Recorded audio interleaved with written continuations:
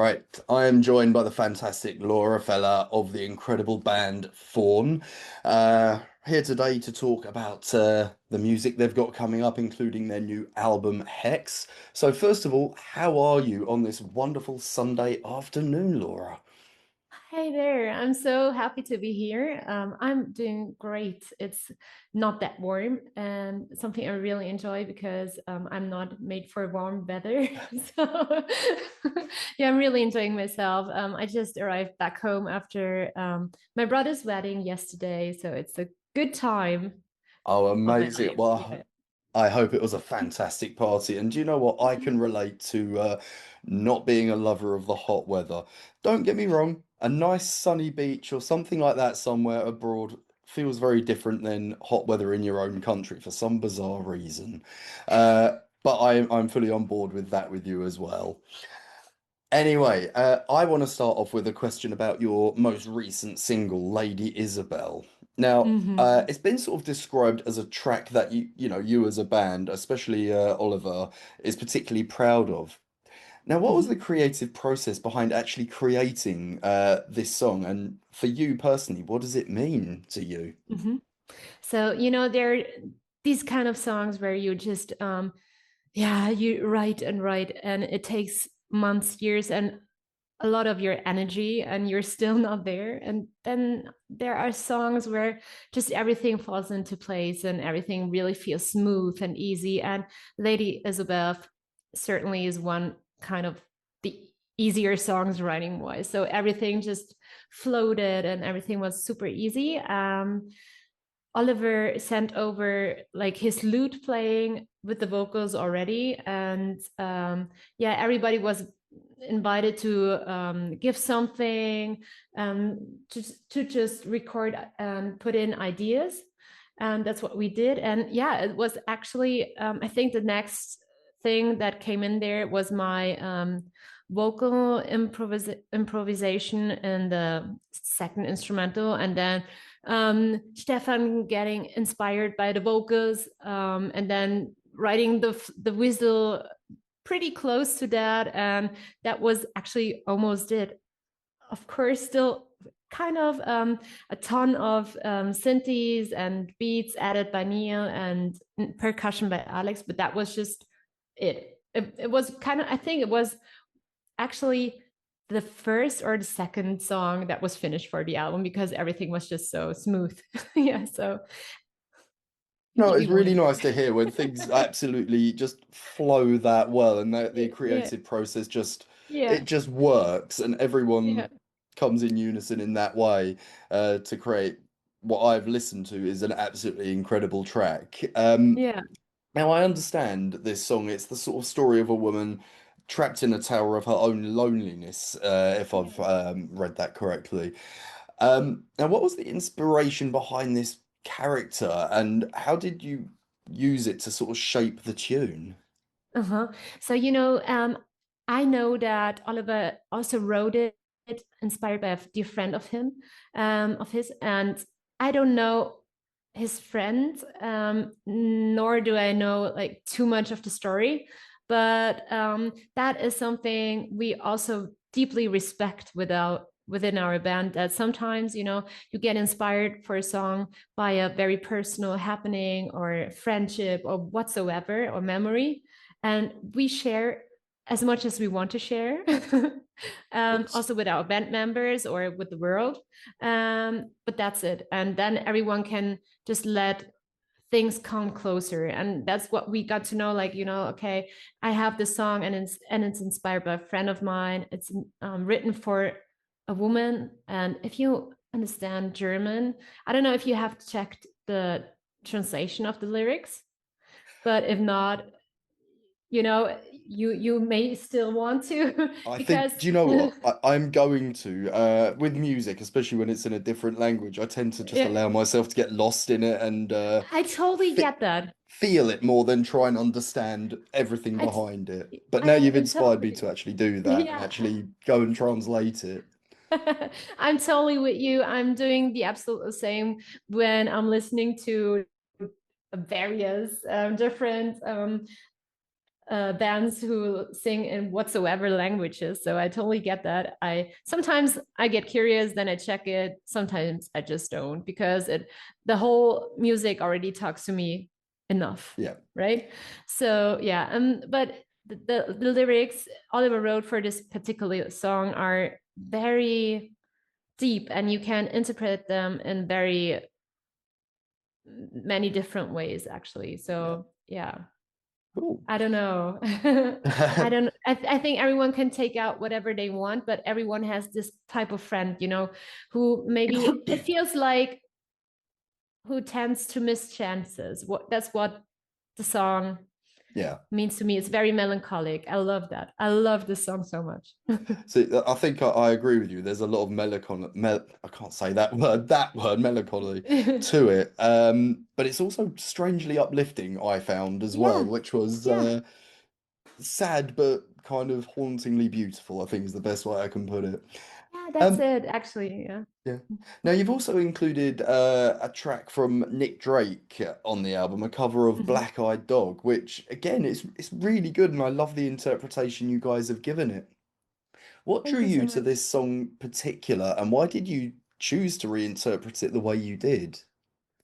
I think it's also given to the current times where they feel a little bit darker, right? So the status quo of the world and everything. So what we got um, handled on the whole album is a lot of the topic of death. And Black Eyed Dog obviously is a song handling death. And for us, it was just important to also pick up this kind of topic because it's actually so important also to us humans. It's something we all have to face in various different types, right? Either our own death, but also the death of very loved ones. So we wanted to talk about that chapter of life as well because it just feels so important right now. And Nick Drake has always been a great inspiration to us. He is a stand-up musician, and the song itself is very humbling and touching. So it just felt right to yeah, give it a try. Yeah. Well, I will say it's a fantastic interpretation of the tune, and again, like with Lady Isabel, there's a haunting beauty to it that I personally found, which was absolutely incredible. Now, I want to touch a bit more on the album overall, Hex. So I understand it's derived from a German word translated as witch, but you've not gone with I suppose, the stereotypical view of what people perceive witches to be. And it's more the various stories of witches. What inspired you to sort of focus on this as a concept, and, draw on the different variations of what a witch means to different people? Because I have to say, my partner's really into that sort of stuff, so I hear it quite a lot, to be fair. So I'm really fascinated your views and, I suppose the different cultures of it even. Mhm. So actually, we wanted to dedicate a whole album to witchcraft itself, also to the wise women that should not be forgotten, the darker times of Europe. Of course. Um, and it was just very fascinating to really dive into the whole topic of magic because we deeply believe in magic and that there are a ton of things we as humans cannot explain and that we should just leave it that way. It's okay sometimes to not be able to explain something. That's actually the magic of life. And as we're all also, as you may know, deeply fascinated by all myths, by paganism, by animism, this is like a whole cluster of possible topics that kind of overlaps Yeah. and one can draw from. And yeah, magic, Wicca, witchcraft is something that should be more present in our lives because it is the connection to nature, right? As humans and nature, we do have a connection, and it feels like through all these kind of topics, we can connect ourselves deeper with and understand nature better. Yeah, so that's why we picked it up this time. No, that is really cool, actually. And as I said, it's a concept that I'm only what I say in the last 7, 8 years since I've been with my partner. So it's actually quite a long time, but it is a concept that over the years began to fascinate me. So I allow, well, I don't allow her, that's the wrong way of putting it. I Yeah. allow myself to listen to what she believes and understand it in a much, in a far different way. So that's really, really cool. Um, Now you also worked with Chelsea Wolf, was it Chelsea Wolf? And I Yeah. can't say this lady's last name. Hopefully I'll say it correctly. Fatima Turgut. They Is Mhm. that correct? They both Uh, guested on songs on Hex. What drew you to these individuals to collaborate with, and what was it actually like working with them to create something that, drew what they could bring into the music Mhm. to work with your own? So I will first talk about Fatma Turgut. She is a Turkish singer, and we always had this kind of world music vibe in Faun's music. So from there to there. Sometimes we had songs that kind of had a more, yeah, Turkish or world music feel. And we wanted to do that again because we think it's just a very important part of music, or very important part of Faun. So we knew we wanted to do something with old Turkish myths. It's called Crimtatarian, I think. And yeah, it's a very interesting old paganism, paganistic. I don't know if the word exists, but whatsoever. We're um, creating a new word for the English dictionary, or the However, German yeah. dictionary. Sorry. So this it's a very interesting nature religion from Turkey and other parts. That are close by, and yeah, they used to use some kind of runes as well, and also the mother figure in that very pantheon is has very big similarities with the Central European or North European goddesses. So we just wanted to pick it up. And yeah, it's actually a song we already wrote almost 2 years ago. I must say it was one of the hardest things for me to do as a singer because the language is just so not um, Germanic or something like it was really so hard. And it was me practicing the song like that much that like my whole family was really almost annoyed, like again, really. But it's, yeah, that's just the way it is if you want to do it properly. And I wanted to give it the right honor, it's not like I'm gonna just sing it and don't care how it Of sounds. course. So yeah, was really challenging, but that was fun. I love doing fun things and challenging things. And with the cooperation for Fatma, it was just really, we sent it over to her and asked her to try something out, to add whatever she wants to add. And it was a one take actually. So she just added the idea you can listen to now too, and that was amazing. And we were even more blessed because she's actually really a big star in Turkey. We don't know her, but in Turkey she's really a Of big course. star, and we got to have her on our show in Istanbul, and that was just really a big thing, and it was just amazing to actually meet the person you were working on at the desk and from a big distance. That was amazing. And for Chelsea Wolf, I mean, if you want to touch the whole topic of magic and witchcraft, you cannot at least try to get her Yeah, for of course. a cooperation because it's Chelsea Wolf, and yeah, um, we have the biggest luck ever with having the management we have, so ISO Music, and they just know her, and it was really, we managed to get her working with us because they know her and we were lucky, and she was really into the whole topic and the whole um, concept of both song and album. And with her it was the same, she just added her magic. We put it in the song, and we were there. And Nimu, it was one of the hardest tracks to write on the album because we tried and tried and tried, and it never felt like complete or just on fleek. So we didn't know what to do, but just kept on walking. And at some point, everything fell into place. And Chelsea Wolfe added her vocals and her magic, and here we are. And yeah, it's actually going to be released pretty soon. I'm excited for the world to Oh, see cool. it.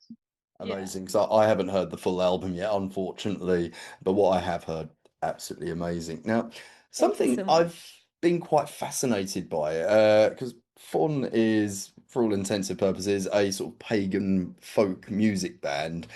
Mhm. And something that's sort of started happening, I would say recently, it's not really recent, but it has been going on, is your style of music has been coming and becoming more popular in sort of rock fan circles, Mhm. and linked to the heavier music communities as well. How did that sort of feel to you when you started realizing there was a whole new group of fans becoming interested in your style of music? Because Hmm. for me, I'm one of them for an example. Uh-huh.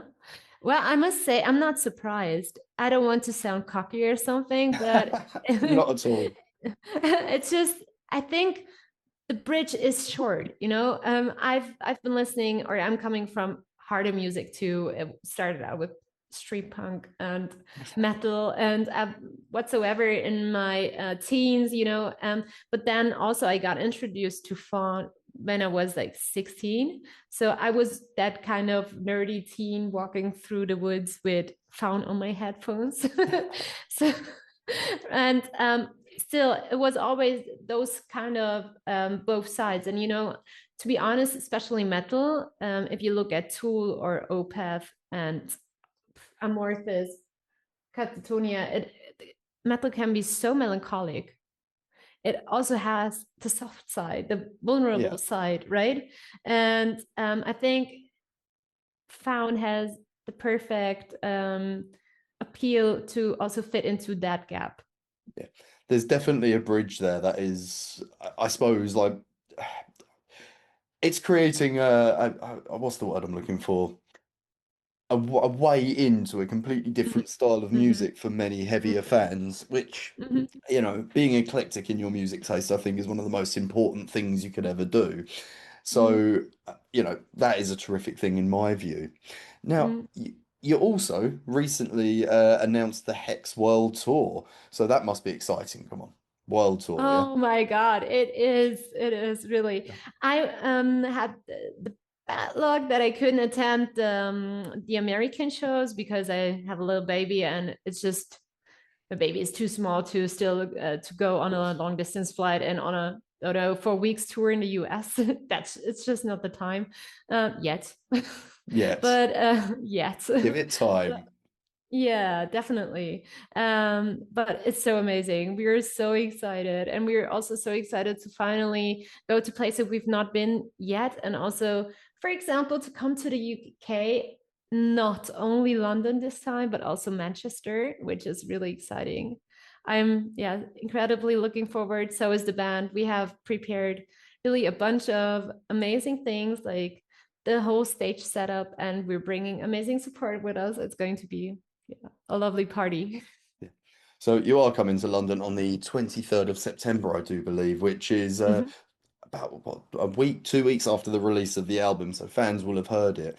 And if I remember correctly, I think you're playing at the Islington Assembly Hall, Mhm. which I think you're going to be excited to see this place. It feels very English, I think is the best way to put it, with wood panel walls and stuff like that. It feels like the sort of place, the council meet essentially. Mhm. So I think it's going to be a really good experience for you. But where are you most looking forward to going? Not just the UK, but I suppose on the global scale.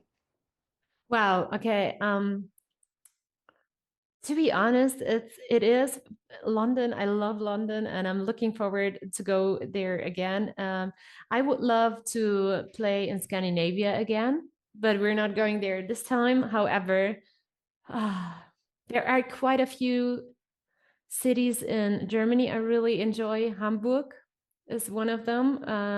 We're going to Poland, and fans in Poland are amazing. They're just always freaking out. So it's so many places, and they're also different. So they all have their pros or their very special appeals and feelings to it. So I'm really excited for this one, but also Italy because it's we're not playing very often there, so it's yeah also super exciting. Cool. Well, you might just be saying London because I'm based in London, but I'll take that as a No, no, win no, no, no. anyway.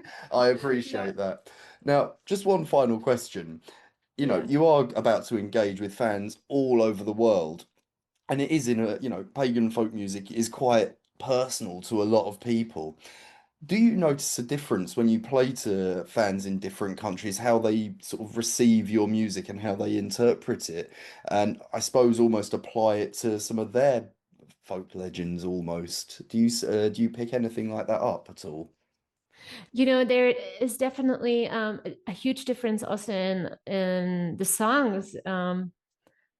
People from different countries want to hear, if I may say so. Of course. For example, in the UK or in also in Scandinavia, you can really tell that people also really like the rather trancy tracks and or harder songs or progressive songs. Let's say it that way. But if you go to Brazil, they want to hear the fun and dancey and cheery Yeah. songs. So that's really, yeah, it's really part of their whole being, and you can tell that's a huge difference in their. That's really interesting, and also, of course, from the whole atmosphere. In Germany, you may prefer to play seated shows because people don't tend to, don't know, jump and dance, or let's say not many. But if you, on the other side, go to Italy, it's, yeah, they're just standing there and giving all in. Same in France, for example. It's probably a matter of temperament. Yeah. We are happy to have such a versatile set list. So we have something by everybody. Cool. Laura, I really want to thank you for joining us today on V13. Thank you. Hex is out on the 5th of September, I believe.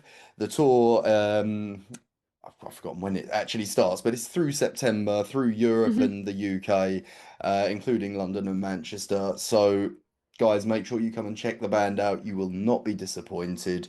Laura, thank you so much for chatting to us Thank you today. so much for having me. It was You're amazing. very Thank you. welcome. Enjoy the rest of your Sunday.